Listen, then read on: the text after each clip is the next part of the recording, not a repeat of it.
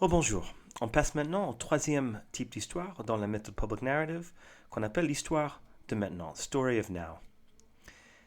Dans l'histoire de maintenant, on cherche de communiquer un défi urgent pour lequel on demande aux autres de se joindre à nous pour agir ensemble.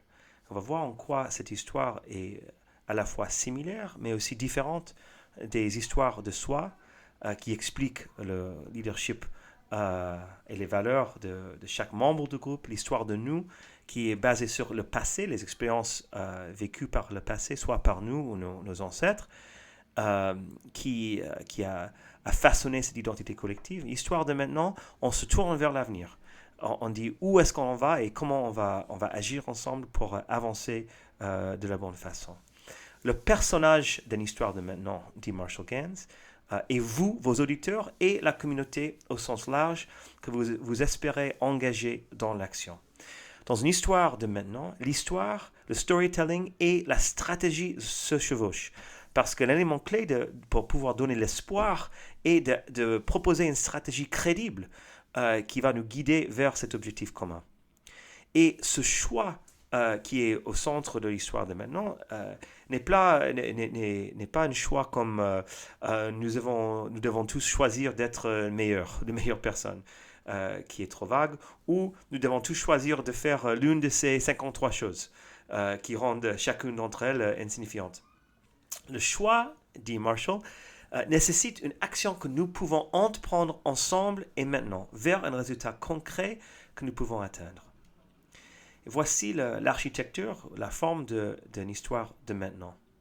On commence, encore une fois, avec des protagonistes. Qui est le nous et quel est le défi en face de nous? On dramatise ce défi avec des détails à la fois qualitatifs, c'est-à-dire des exemples humains, qui montrent l'impact de ce défi sur des personnes comme nous, mais aussi des chiffres quantitatifs qui peuvent montrer l'ampleur du problème. Donc un défi urgent regroupe à la fois un aspect qualitatif et quantitatif pour dramatiser l'urgence d'agir.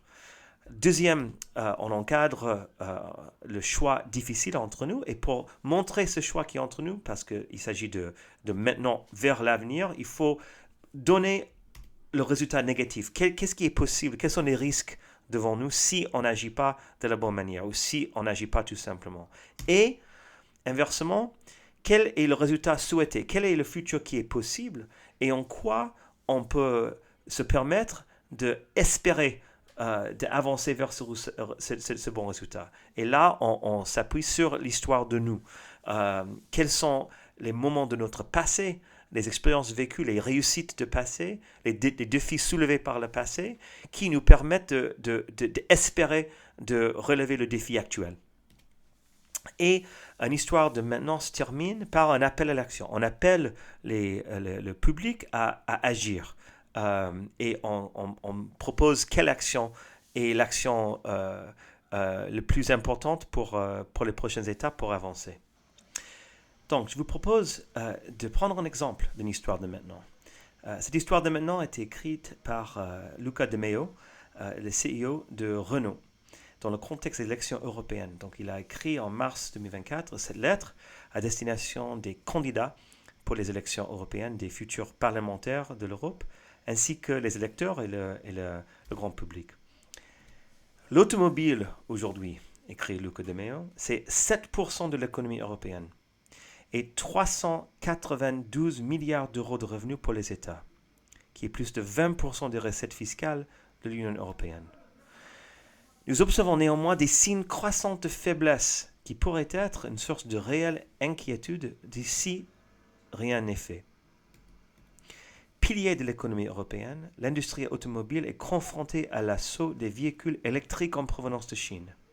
La Chine a déjà 4% de part de marché en Europe. 35% des voitures électriques exportées dans le monde sont chinoises.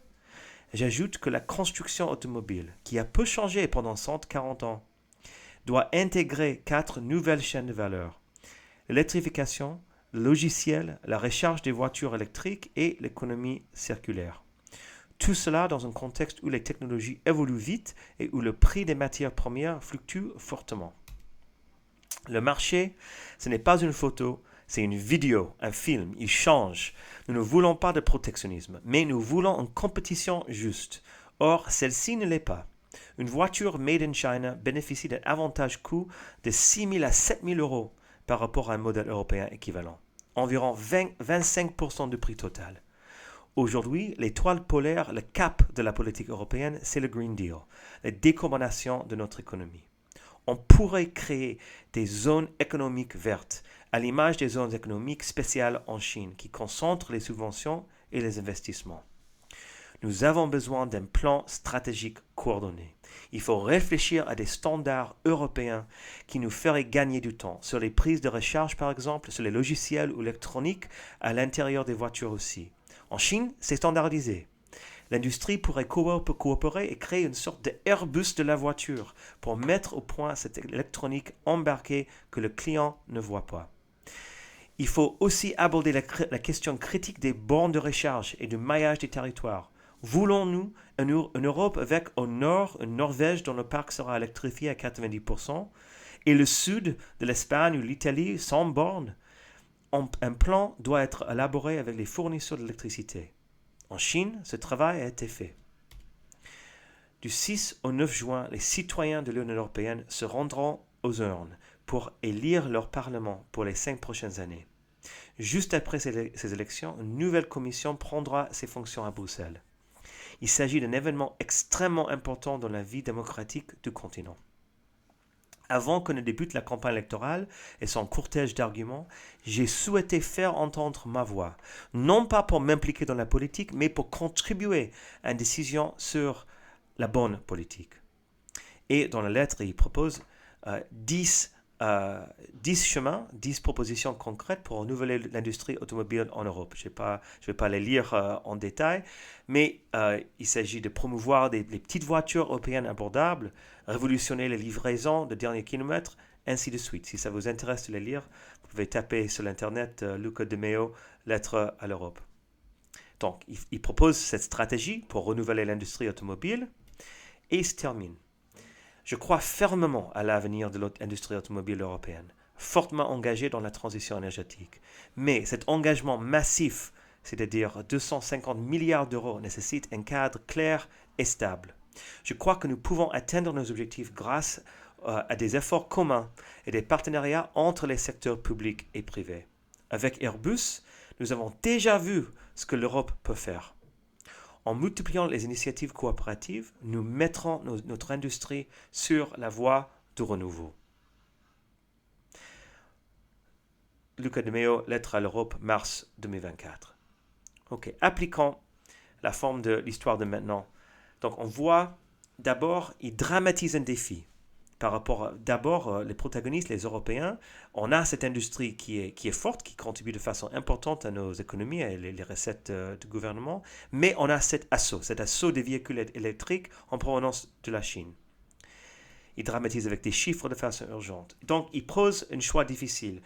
Voilà le résultat négatif, une source de réelle inquiétude s'il n'y a rien effet.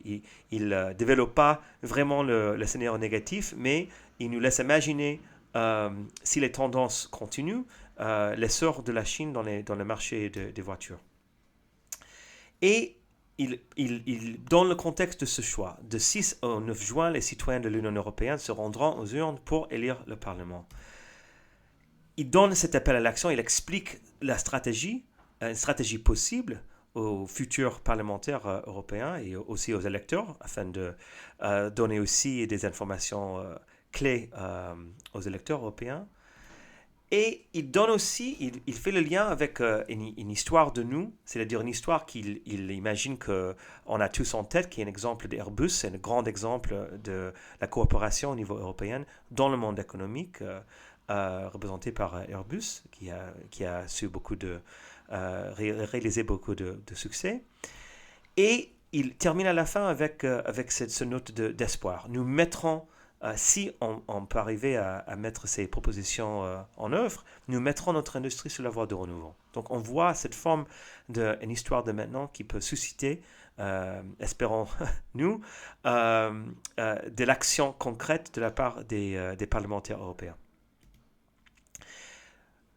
je reprends. Donc, dramatiser le défi urgent, il faut pouvoir répondre à la question, mais c'est quoi le problème en particulier et pourquoi c'est important?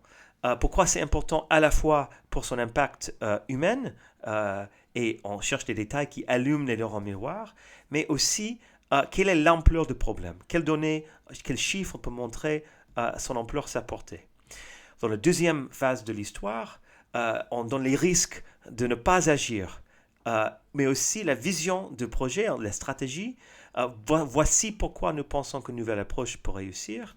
Et on demande un engagement. Un engagement par un appel d'action qui est spécifique, quelque chose qui est mesurable, quelque chose qui est visible, que le groupe peut voir et qui est collectif, qu'on voit dans les actions. Si le Parlement agit dans telle façon, voici ce que l'industrie automobile peut aussi faire, que les actions soient complémentaires dans cet écosystème d'acteurs. Et on termine avec une note d'espoir, peut-être en faisant appel à nos expériences passées, ces histoires de nous, pour donner cet espoir qu'on peut aboutir à cet impact souhaité. Et on termine l'histoire de maintenant par un appel, une question. Est-ce qu'on peut compter sur votre soutien? Luca De Meo, il n'a pas terminé son histoire comme ça, mais si on cherche de mobiliser, il faut que l'histoire de maintenant se termine par une question.